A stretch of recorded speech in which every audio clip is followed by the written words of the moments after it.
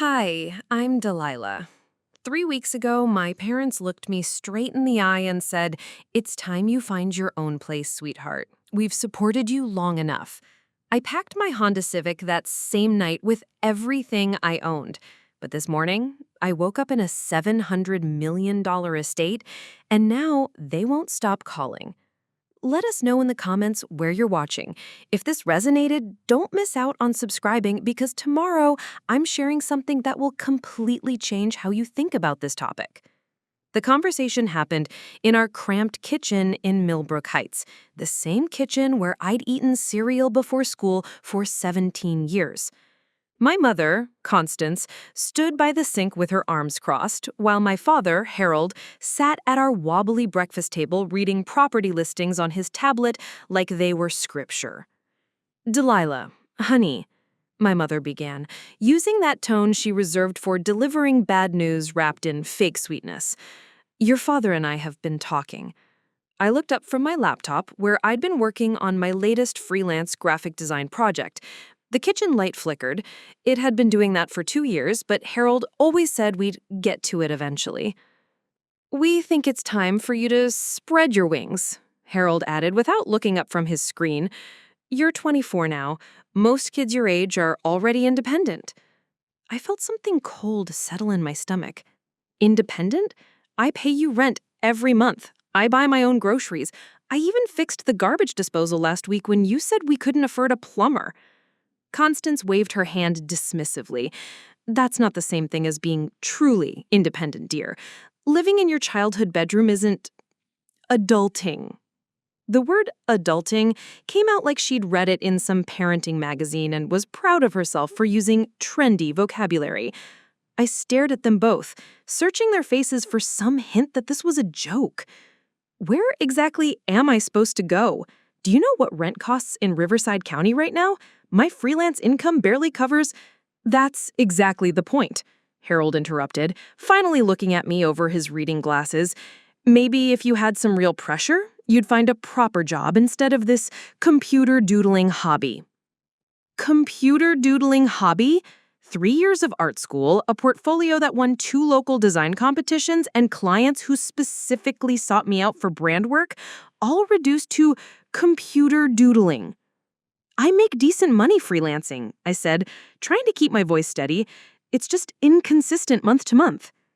"Decent isn't enough anymore," Constance said, turning back to the dishes. "The Riverside rental market is competitive. Mrs. Patterson's daughter just got a real estate license, and she's making 6 figures. Maybe you should consider something more stable." I looked around the kitchen that had been my world for so long. The chipped countertops my mother always complained about but never replaced, the cabinet door that hung slightly crooked because Harold had installed it wrong and refused to admit it, the motivational magnet on the refrigerator that read "Dream Big." Apparently, that didn't apply to graphic design. "When do you want me out?" I asked quietly. "Well," Harold cleared his throat, "we've already put a deposit down on converting your room into a home office. Constance is starting her essential oils business, and she needs a proper workspace." My mother's essential oils business, the latest in a string of multi-level marketing schemes that she'd dive into with evangelical enthusiasm before quietly abandoning 6 months later. My childhood bedroom was being sacrificed for pyramid scheme number 7. 2 weeks should be plenty of time to find something, Constance added cheerfully. "There are lots of lovely apartments in the area. Maybe something smaller will motivate you to level up your career." Level up. As if my life was a video game, and I'd been stuck on the tutorial level while living under their roof. That night, I sat on my childhood bed, the same twin mattress I'd had since middle school, and opened my laptop. Rental listings in Millbrook Heights started at $1,800 for a studio apartment. In neighboring Greenfield, they dropped to $1,400, but that was still more than half my inconsistent monthly income. I scrolled through page after page of places I couldn't afford, each listing looking more depressing than the last. My phone buzzed with a text from my friend Zara. "Coffee tomorrow. I have some exciting news about that estate sale I mentioned." I stared at the message. Zara worked for Pemberton and Associates, a high-end estate liquidation company that handled the belongings of deceased wealthy families. She was always finding interesting stories in her work, but I wasn't sure I was in the mood for someone else's good fortune. Can't. Apartment hunting. Got kicked out. 3 dots appeared immediately. Then, what? Call me right now.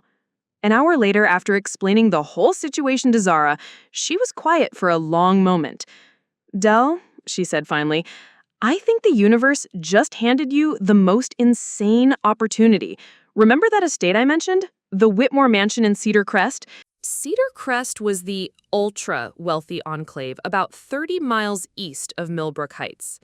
I'd driven through it once just to see how the other half lived. Sprawling estates hidden behind iron gates, where the driveways alone were longer than most streets in my neighborhood. What about it? The family is looking for a live-in caretaker while the estate goes through probate. It could take 6 months to 2 years. They need someone trustworthy to maintain the property, handle deliveries, basic upkeep, room and board included, plus a small stipend. I sat up straighter. What's the catch? No catch. The old man, Cornelius Whitmore, died with no immediate family. Some distant relatives are fighting over the will, but in the meantime, the estate lawyers need someone responsible to keep the place from falling apart. I recommended you. Sarah, I don't know anything about maintaining a mansion. You fix your parents' garbage disposal, their sprinkler system, and that weird electrical issue in their basement. Plus, you're an artist. You have an eye for detail. The lawyers just want someone who won't throw parties or steal the silver. I walked to my bedroom window and looked out at our tiny backyard, where Harold's half-finished deck project had been rotting for 3 years. In 48 hours, I'd gone from having my own space to potentially living in one of the most expensive neighborhoods in the state. What's the timeline? I asked. Interview is tomorrow at 2 p.m. if you're interested. I already sent them your information and told them you were perfect for the position. After we hung up, I lay awake staring at the ceiling. My parents wanted me to find my own place? Fine. Maybe it was time to find a place they could never have imagined. The next morning at breakfast, I didn't mention the interview. I just listened to Harold complain about property taxes, while Constance planned where to put her essential oil inventory in my soon-to-be former bedroom. Any luck with apartments, honey? Constance asked, not looking up from her phone. I have a lead, I said simply. Wonderful! I knew you'd figure something out. You're so resourceful when you put your mind to it. Resourceful. If only they knew just how resourceful I was about to become. If you're loving what you're hearing, smash that subscribe button. It really keeps us going. All right, let's jump back in. The interview at Whitmore Estate was nothing like I expected. I drove through Cedar Crest's winding roads, past manicured hedges, and gates that probably cost more than my parents' house, clutching the steering wheel of my Honda Civic like it might fall apart from sheer intimidation. When I reached 47 Rosewood Manor Drive, I had to double-check the address. The iron gate stood open, revealing a cobblestone driveway that curved through what looked like a private forest. My car made embarrassing sputtering sounds as I drove up the mile-long approach, and when the mansion finally came into view, I actually gasped out loud. It wasn't just a house. It was a monument to wealth I'd only seen in movies. Stone facade that looked like it belonged in an English countryside, windows that sparkled like jewels, and gardens that could have been featured in architectural magazines. I parked my beat-up Honda next to a fountain that was easily worth more than my college education. The estate attorney, Mr. Pemberton, met me at the front door. He was a thin, precise man in his 60s who spoke like every word had been carefully budgeted.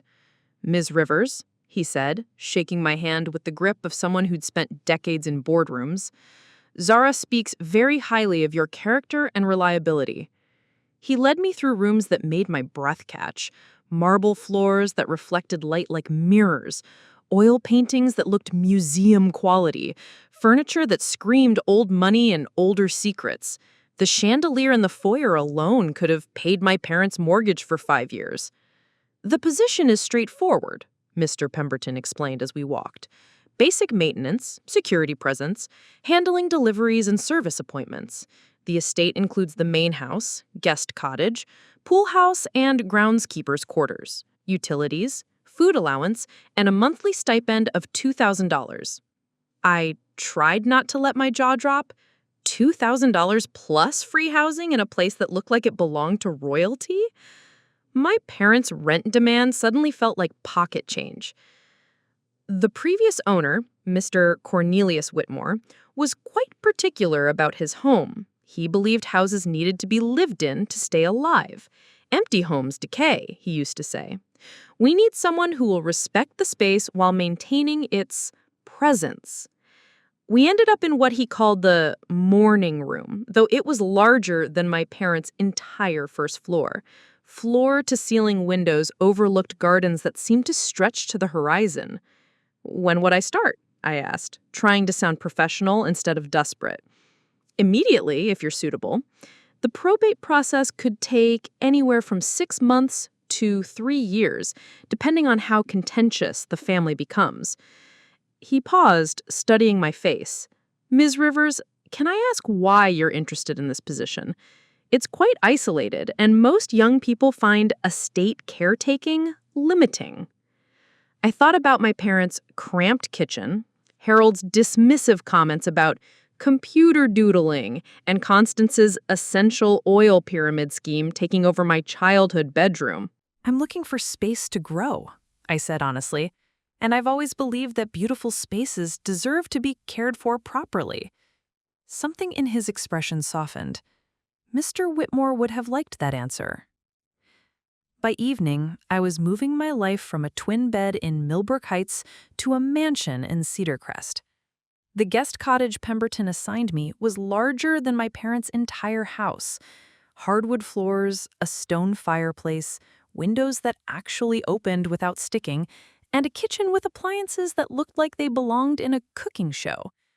That first night, I sat on the cottage's front steps and called Zara. "How does it feel to be living better than 99% of the population?"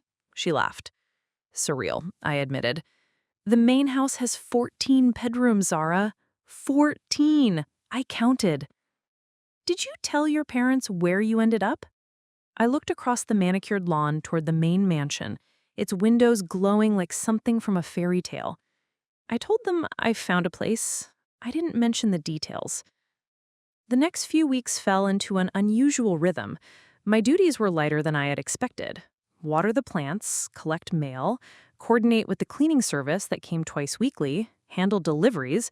Most days, I had hours of free time that I filled with freelance design work, sitting in different rooms of the mansion like it was my personal office space.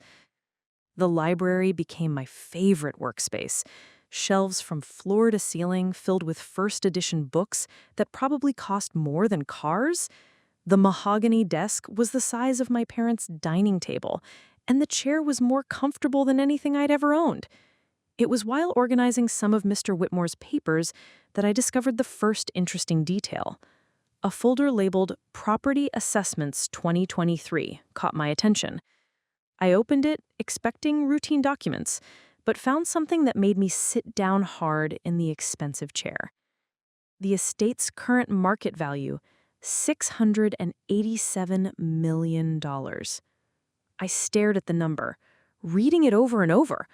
$687 million. I was living in a house worth more than the GDP of some small countries, and my parents thought I was probably renting some dingy studio apartment.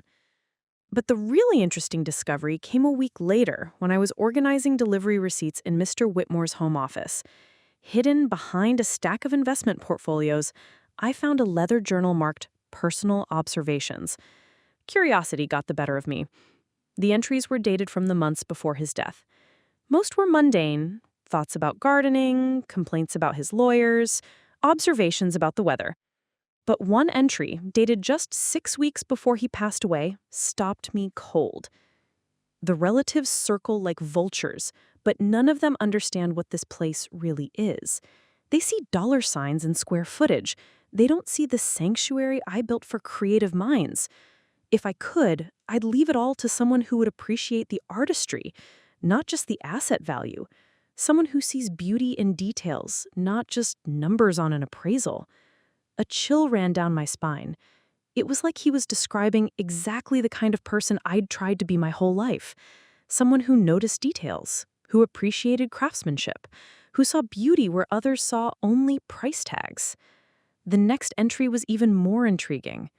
Pemberton thinks I'm sentimental, but houses choose their occupants as much as occupants choose houses. When the right person walks through these doors, they'll know. And more importantly, the house will know. I closed the journal and looked around the office. Afternoon sunlight streamed through tall windows, illuminating dust motes that danced like tiny spirits. For the first time since moving in, I felt something shift. This wasn't just a temporary job anymore. This felt like destiny. That evening, my phone rang. Harold's name appeared on the screen.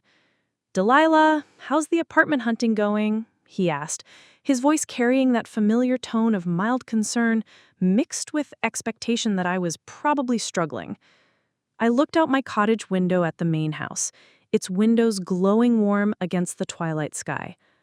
"I found a place. I'm settling in." "Good, good. What's the rent situation like? Your mother was worried you might be living somewhere unsafe." I almost laughed. Unsafe. I was living in a place with more security than most government buildings, surrounded by enough wealth to buy a small city. "It's very secure," I said, "and the rent is manageable." "Well, we're proud of you for figuring it out. Independence is important, builds character." After he hung up, I sat in my cottage living room, which was larger and more elegantly furnished than any space my parents had ever lived in, and realized something had fundamentally changed. I wasn't just house-sitting anymore. I was living a completely different life, and they had no idea. The strangest part? I was starting to feel like I belonged here more than I'd ever belonged in that cramped house in Millbrook Heights. Every morning when I walked through the mansion's grand rooms, checking on things, I felt more at home than I had in years. But late at night, when the estate was quiet and I was alone with my thoughts, a small voice whispered that this was all temporary, that eventually the real owners would claim their inheritance and I'd be back to searching rental listings I couldn't afford. Little did I know, Mr. Whitmore's story, and mine, was far from over. 3 months into my caretaker position, Mr. Pemberton called with news that would change everything. "Ms. Rivers," he said, his usually calm voice carrying an edge of excitement I'd never heard before, "we need to discuss some developments regarding the estate. Can you meet me in the main library tomorrow at 10 a.m.? "Is everything okay?" I asked. "Everything," he said slowly, "is about to become very interesting." That night, I barely slept. I walked through the mansion's quiet halls, wondering if tomorrow would be the day someone told me my fairy tale was ending. But as I passed Mr. Whitmore's portrait in the main foyer, I could have sworn the old man's painted eyes held just the hint of a smile.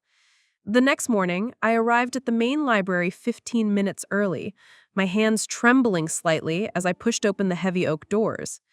Mr. Pemberton was already there, seated at the massive reading table with several thick manila folders spread before him. But he wasn't alone. A woman I'd never seen before sat across from him, late 50s, silver hair pulled into an elegant chignon, wearing a navy suit that probably cost more than my car. Her posture screamed old money and legal authority. "Ms. Rivers," Pemberton stood as I entered. "Please, sit down. I'd like you to meet Ms. Cordelia Ashworth, the executor of Mr. Whitmore's estate." Ms. Ashworth extended a perfectly manicured hand. Her grip was firm, appraising. "Ms. Rivers, I've heard quite interesting things about you." I sat in the leather chair they indicated, my heart hammering.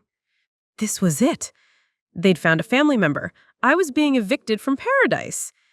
Before we begin, Pemberton said, opening the largest folder, I need you to understand that what we're about to discuss is highly confidential. The information in these documents cannot be shared with anyone, not friends, not family, not social media.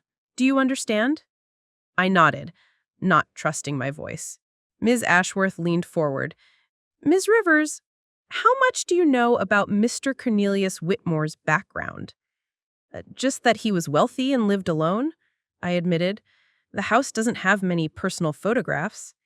Cornelius was, an interesting man, she said carefully. Extremely private, highly intelligent, and obsessively particular about his legacy. He made his fortune in tech innovations back in the 70s and 80s, patents that are still generating revenue today. But more importantly for our discussion, he was a man who believed very strongly in merit over bloodline. Pemberton slid a thick document across the table. This is Mr. Whitmore's will, the original version that his distant relatives have been fighting in court. I glanced at the dense legal text, not understanding most of it. But, Ms. Ashworth continued, 3 weeks before his death, Mr. Whitmore had his attorney draft a codicil, an addition to his will. He was very specific about when this codicil should be revealed. My mouth dried. What kind of addition? Pemberton opened another folder and pulled out a single sheet of paper. Mr. Whitmore left very specific instructions. The codicil was only to be shared if, and I quote, the estate caretaker demonstrates genuine appreciation for the property's artistic and historical value, maintains it with personal pride rather than mere obligation, and shows evidence of treating the space as a sanctuary rather than just a job. I don't understand. I stared at them both. Miss Ashworth smiled. The first time I'd seen her expression soften. Ms. Rivers, for the past 4 months, we've been watching. Not spying, she added quickly, but observing. The cleaning staff reports that you've been meticulously caring for details that aren't in your job description. The gardening service mentioned that you've been researching the historical significance of some of the rare plants. The security company noted that you've been learning about the art collection, even creating a digital catalog of the pieces. My face flushed. I wanted to understand what I was taking care of. It all seemed too beautiful to just ignore. Exactly, Pemberton said quietly, and that's precisely what Mr. Whitmore hoped to find. Ms. Ashworth opened the final folder. Ms. Rivers, Cornelius Whitmore has left you something in his will. The words didn't compute. Me? But I never even met him. He believed that the right person would reveal themselves through their actions, not their intentions. She slid a legal document across the table. You need to read this carefully. I looked down at the page, struggling to process the formal legal language, but certain phrases jumped out. To Ms. Delilah Rivers, who has demonstrated the qualities of stewardship and appreciation that I hope to find, and in recognition of her natural understanding of the property's true value. I'm sorry, I said, looking up. What does this exactly mean? Pemberton cleared his throat. It means, Ms. Rivers, that Mr. Whitmore has left you a life estate in the Whitmore property. A life estate? Ms. Ashworth leaned forward. You have the legal right to live on this property for the rest of your natural life. The house, grounds, cottage, all of it. You cannot sell it, but you can also not be removed from it. When you pass away, it will transfer to a charitable foundation for arts education as specified in the main will. I felt the room spinning slightly. You're saying I can live here forever? That's exactly what we're saying, Pemberton confirmed. Additionally, Mr. Whitmore established a trust fund for the property's maintenance and your living expenses. The annual disbursement is $150,000. I gripped the edge of the table. $150,000 a year.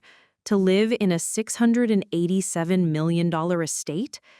For the rest of my life. There are conditions, Ms. Ashworth continued.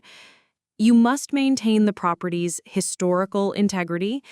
You cannot make significant alterations without approval from the trust, and you must allow occasional tours for historical and educational purposes, no more than once monthly. The distant relatives, who were fighting the will, Pemberton added, have been informed. They're not pleased, but the codicil is legally ironclad. Mr. Whitmore worked with some of the best estate attorneys in the country. I stared at the documents, reading and rereading the same paragraphs. This wasn't possible. People like me didn't inherit estates worth more than most countries' GDP. Why? I whispered. Why would he do this for a stranger? Ms. Ashworth's expression grew thoughtful. According to his private notes, which we found after the codicil was executed, Mr. Whitmore spent his final months observing people who came to the house, contractors, service providers, potential caretakers. He was looking for someone who saw what he saw in the space. She opened one more folder and pulled out a handwritten note. This was attached to your codicil. I took the paper with shaking hands. Mr. Whitmore's handwriting was precise, old-fashioned. If you are reading this, Ms. Rivers, it means you have proven what I suspected when I first learned of your background. You are someone who appreciates beauty for its own sake, not for its monetary value. You have demonstrated that you understand the difference between a house and a home, between caretaking and stewardship. This estate has been my life's work, but it was never meant to be a monument to me. It was meant to be a sanctuary for someone who would love it the way I have loved it. I trust you will continue to fill these rooms with the appreciation they deserve. The house chose you as much as I did. Tears blurred my vision. I wiped them away quickly, embarrassed to be crying in front of these composed legal professionals. Take your time, Pemberton said gently. This is a lot to process. I looked around the library at the thousands of first edition books, the hand-carved shelves, the windows that perfectly framed the garden view. All of this was mine, not just for a few months or years, but for life. What happens now? I asked. Now, Ms. Ashworth said, you sign the acceptance papers and we begin the process of transferring utilities, property insurance, and legal ownership into your name. The trust account will be activated and you'll receive a debit card for estate expenses and personal needs. And the relatives who are fighting the will? They'll receive the liquid assets and some personal property, as outlined in the original will. The house was always going to go to someone who would preserve it, not sell it. They're disappointed, but they have no legal recourse. I spent the next hour signing papers, my hand cramping from writing my name so many times. Each signature felt like stepping further into a life I couldn't have imagined 3 months ago. That evening, I walked through every room of the main house, my house now, touching surfaces, looking out windows, trying to absorb the reality. In the master bedroom, I found a small envelope on the bedside table that hadn't been there before. Inside was a key and another note from Mr. Whitmore. The private study behind the bookshelf in the library. Consider it your creative space. I found the hidden mechanism behind the bookshelf and discovered a room I'd never seen during my caretaking duties. It was smaller than the main library, but perfectly appointed with drafting tables, art supplies, and the most sophisticated computer setup I'd ever encountered. A note on the desk read, "For the designer who sees beauty in details." That night, I called Zara from my cottage, on my estate. "How's the caretaking going?" she asked cheerfully. I looked out the window at the mansion's glowing windows. My windows now. "Zara," I said carefully, remembering the confidentiality agreement, hypothetically, if someone inherited something really significant, How long do you think they should wait before telling people about it? Hypothetically, I'd say tell people when you're ready for your life to completely change. Why? I thought about my parents' cramped kitchen, Harold's dismissive comments about my computer doodling, and Constance's essential oil pyramid scheme. Just wondering, I said. Hey, are you free for dinner tomorrow? I'd like to cook for you. At the estate? Won't you get in trouble? I smiled, looking around at my perfectly appointed cottage. I think it'll be fine. After we hung up, I sat in my living room in the guest cottage of my $687 million estate and realized I wasn't the same person who'd been told to find her own place 3 months ago. That girl had been looking for somewhere to belong. This woman had found somewhere she was meant to be. But I still hadn't told my parents where I was living. Tomorrow, I decided, I'd start figuring out exactly how to handle that conversation. 2 weeks after signing the estate papers, I decided it was time. Not to tell my parents everything, that conversation required more planning, but to invite them over. To let them see, without explaining, exactly what finding my own place had meant. I spent the morning preparing the cottage, arranging fresh flowers from the estate's gardens, and setting up an elegant lunch on the terrace overlooking the main house. The irony wasn't lost on me. I was nervous about impressing the same people who'd kicked me out for not being successful enough. When I called Constance, her voice carried that familiar mix of curiosity and concern. "You want us to visit? Where exactly are you living, sweetheart? You've been so secretive." "Just come to 47 Rosewood Manor Drive in Cedar Crest," I said. "I think you'll be surprised." There was a pause. Cedar Crest? Delilah, that's a very expensive area. "Are you house sitting for someone?" "Something like that," I said. "Can you be here at noon?" An hour before they arrived, I walked through the main house one final time, making sure everything was perfect. The afternoon light streamed through the tall windows, illuminating the art collection and casting golden shadows across the marble floors. This was my home now, my sanctuary. Whatever happened next, I belonged here in a way I'd never belonged anywhere else. At exactly noon, I heard a car pulling up the cobblestone driveway. Through the cottage window, I watched my parents' old Subaru puttering past the fountain, Harold's head craned upward as he took in the mansion's facade. Even from a distance, I could see Constance's mouth hanging open. They parked and sat in their car for several minutes, clearly trying to process what they were seeing. Finally, they emerged, Harold straightening his polo shirt and Constance clutching her purse like a shield. I met them on the cottage's front porch. "Delilah?" Constance's voice was barely above a whisper. "What is this place?"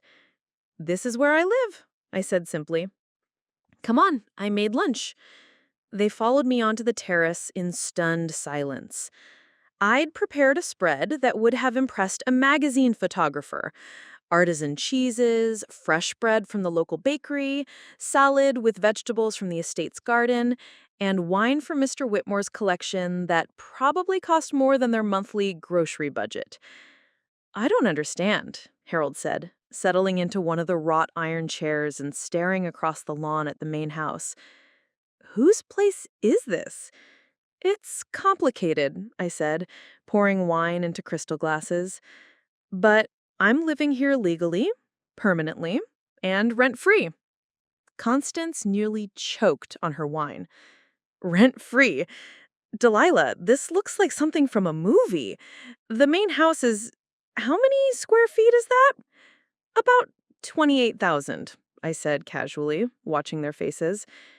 Harold set down his glass hard enough to make it ring against the table. 22,000 square feet? And you're living here how exactly?" I told them the story, carefully edited. The caretaker position, the old man who'd appreciated my work, the inheritance of a life estate. I left out the dollar amounts, the trust fund, the specific value of the property, but even my sanitized version left them speechless. "You inherited this?" Constance's voice rose an octave. From someone you never even met? He saw something in me that I didn't even see in myself, I said, looking back at the main house. He valued the same things I value: attention to detail, respect for beautiful spaces, understanding the difference between price and worth. Harold leaned back in his chair, his expression shifting from confusion to something that looked almost like anger. So while we were worried about you finding some dingy apartment, you were living in a mansion. I told you to find your own place, I said evenly. I found it. Don't get smart with us, Constance snapped. You let us worry about you. We thought you might be struggling, living in some unsafe neighborhood, eating ramen noodles. I gestured to the elaborate lunch spread, the manicured gardens, the main house gleaming in the afternoon sun. Do I look like I'm struggling? The conversation deteriorated from there. Harold accused me of being secretive and manipulative. Constance demanded to know why I hadn't told them immediately about my good fortune. They peppered me with questions about the legality of the inheritance, whether I was being scammed, whether I'd somehow taken advantage of a lonely old man. This is insane, Harold said finally, standing up and pacing to the terrace's edge. Normal people don't just inherit estates, Delilah. There has to be a catch. The catch, I said, quietly, was that I had to prove I was worthy of it, which, apparently, I was. That's when Constance's expression changed. The confusion and concern melted away, replaced by something calculating. Well, she said, suddenly smiling, this changes everything, doesn't it? I mean, you have so much space here. And Harold and I have been thinking about downsizing anyway. My blood went cold. Downsizing? The house in Millbrook Heights is really too much for us to maintain. And you have all this room. That guest cottage alone is bigger than most houses. You want to move in here? Not move in exactly, but maybe we could work out some kind of arrangement. Family should help family, right? And think about how much we could save on housing costs. I stared at them both, remembering every dismissive comment about my computer doodling, every time they'd made me feel small and inadequate, every evening I'd spent in my childhood rent bedroom wondering if I'd ever be good enough for their approval. No, I said simply. Harold blinked. No? This is my space, my sanctuary. I earned this through my own merit, and I'm not sharing it. Constance's smile faltered. Delilah, don't be selfish. We're your parents. We supported you for 24 years. You supported me until it became inconvenient, I said, standing up. Then you kicked me out for an essential oil pyramid scheme. That's different, Harold protested. We were trying to teach you independence. Well, congratulations, I said, gesturing to the estate around us. Mission accomplished. They left 20 minutes later, the conversation having devolved into accusations and hurt feelings. Harold called me ungrateful. Constance cried and said I'd changed into someone she didn't recognize. They drove away in their Subaru looking small and ordinary against the backdrop of the mansion. That evening, I sat in the main house's library, trying to process what had happened. My phone had been buzzing with texts all afternoon. From Constance. We just want to be close to you. Why are you pushing us away? From Harold. Your mother is very upset. We raised you better than this. From Constance again. At least let us store some things in one of your spare rooms. The house is so big and we're running out of space. I turned my phone face down and tried to focus on the book I was reading. But the peace I'd found in this place felt disrupted, invaded by their expectations and demands. The next morning, I woke up to my phone ringing. Zara's name flashed on the screen. Del, have you seen your mom's Facebook page this morning? My stomach dropped. What did she post? Pictures of the estate, with captions about her successful daughter and how proud she is of your business success. She's making it sound like you bought the place. I hung up and immediately opened Facebook. There they were, photos Constance had taken during lunch, carefully cropped to show the mansion and gardens. The captions made my skin crawl. So proud of our Delilah. Her graphic design business has really taken off. Look at this beautiful property she's acquired. Hashtag proud mom, entrepreneur, success. Another post showed the cottage. Our daughter's starter home while she renovates the main house. Some people just have an eye for real estate. Hashtag investment, smart girl. The comments were already pouring in. Family friends congratulating my business success, former classmates asking for investment advice, my aunt demanding to know why she hadn't heard about my real estate empire. But the worst comment came from Harold. She gets her business sense from her old man, always knew she'd make something of herself with the right motivation. I screenshotted every post, every comment, documenting the narrative they were already building. Within hours, my inheritance had been transformed into their success story. I was no longer the daughter who'd been kicked out for not being ambitious enough. I was the brilliant entrepreneur they'd always known I could be. By evening, my phone was ringing nonstop. Distant relatives wanting to reconnect, family friends asking for financial advice, former high school classmates suggesting we could catch up over coffee. And through it all, texts from my parents.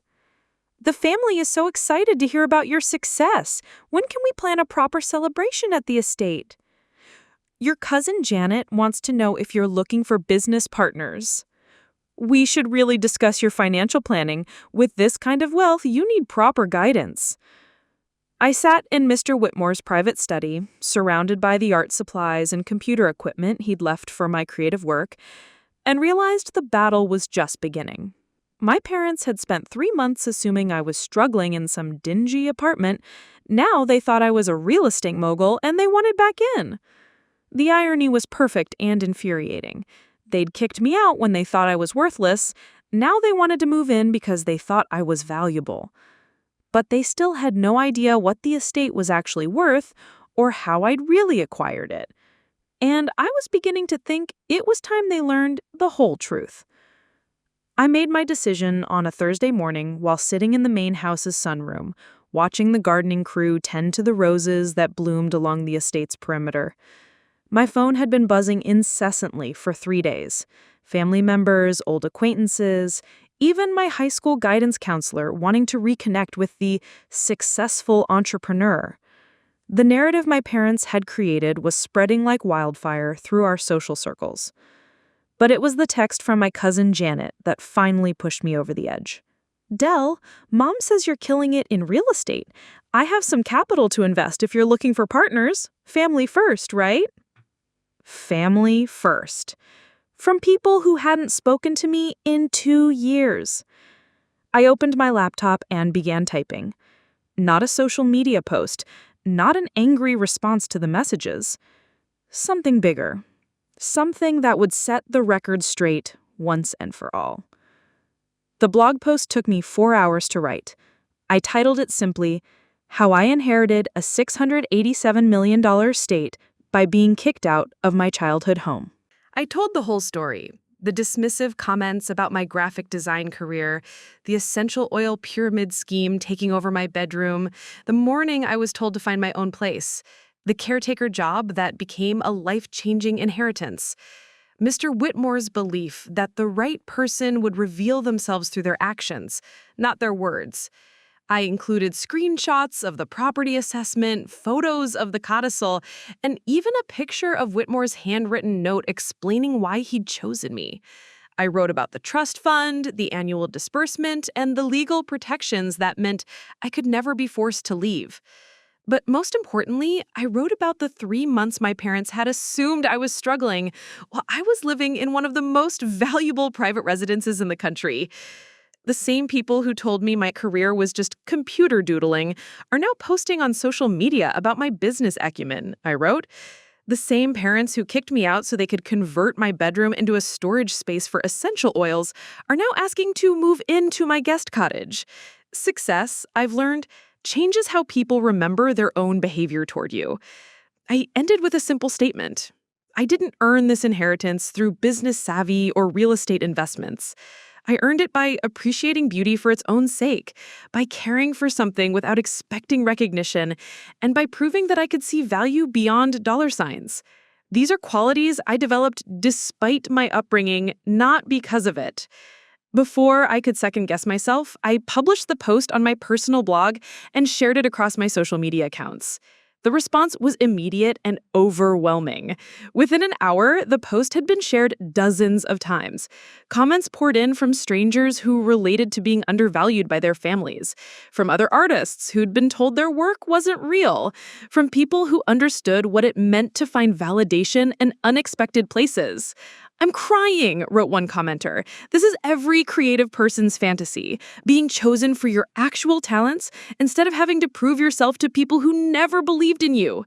Another wrote, "The fact that you didn't tell them immediately shows incredible restraint. They literally kicked you out and then wanted to move in when they thought you were successful. Unreal." But the responses I cared about most came from people in my professional network, fellow designers, former clients, even some of the tutoring students I'd worked with during my first weeks in the cottage. They understood that this wasn't about the money. It was about being seen and valued for who I actually was. My phone started ringing around noon. Harold's name flashed on the screen. I let it go to voicemail, then listened to his message. "Delilah, what the hell is this blog post? You're making us look terrible. Take it down immediately. We need to talk." Constance's message came 20 minutes later, her voice tearful. "Honey, you're embarrassing the whole family. Why would you air our private business like this? People are going to think we're terrible parents." The irony was breathtaking. They were worried about looking terrible, not about actually being terrible. I didn't call them back. Instead, I drove into town and met Zara for coffee at our usual spot, a small cafe that seemed almost quaint after months of living surrounded by museum-quality luxury. "So," she said, sliding into the booth across from me, "you've officially broken the internet. That post has been shared over 1,000 times." I had to tell the truth. They were creating this whole false narrative about my success, taking credit for something they actively tried to discourage. "Do you know what you're going to do about the family situation?" I stirred my latte thoughtfully. "I think I already have. By publishing that post, I drew a line. I'm not hiding anymore, and I'm not letting them rewrite history." That evening, they came to the estate uninvited. I watched through the cottage window as their Subaru pulled up the cobblestone driveway. Harold's face red even from a distance. They marched up to my front door like they owned the place. I met them on the porch, not inviting them in. "How could you do this to us?" Constance demanded, waving her phone. "The whole family is talking about this. Your aunt called me in tears." "Maybe you should have thought about that before you posted photos of my house on Facebook claiming credit for my success," I said calmly. Harold stepped forward, his voice sharp with authority. He no longer held over me. "You take that blog post down right now, Delilah. It's defamatory, it's hurtful, and it's completely one-sided." "Which part is inaccurate?" I asked. "Did you not kick me out for essential oil storage? Did you not dismiss my career as computer doodling? Did you not ask to move in here the moment you realized I had something valuable?" "That's not—" Constance then stopped. "We were trying to help you become independent. By calling my work a hobby, by making me feel like a failure, by literally erasing me from my own childhood bedroom." I shook my head. "You helped me become independent, all right, just not in the way you intended." "We deserve some consideration," Harold said. "We raised you. We supported you for 24 years. And I'm grateful for that, I said. But gratitude doesn't mean I owe you access to my inheritance, especially not when you spent years making me feel like I wasn't good enough. The conversation continued for another 20 minutes, cycling through the same arguments.